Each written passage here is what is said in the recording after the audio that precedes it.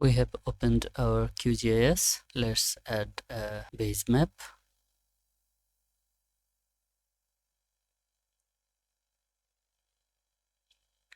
This one is our downloaded shapefile and extracted bound area shape.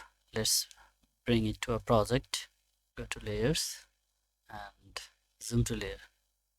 If we turn off satellite imagery, then we can see the actual shapefile. You can see we have lot of smaller polygons. Now we can filter and remove those. Let's turn this off and change the symbology to something like outline and apply. Okay, here we can see some very smaller polygons which we want to remove. For that we can go to the attribute table. We can calculate the area of each polygon. For that, go to this open field calculator and create new field, make it area,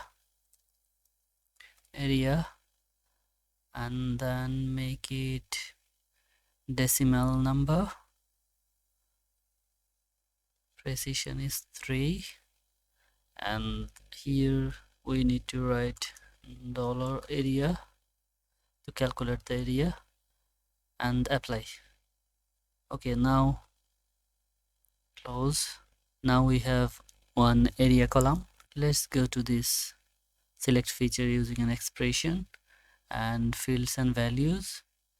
Let's click area is less than 200 meters square and click select features.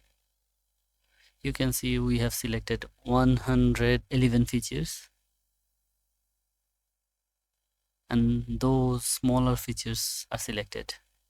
If you want to expand your selection more, then you can also make it like 500 and select feature.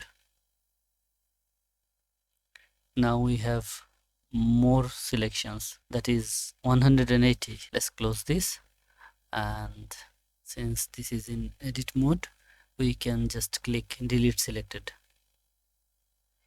and delete 180 features. Now smaller polygons has been deleted.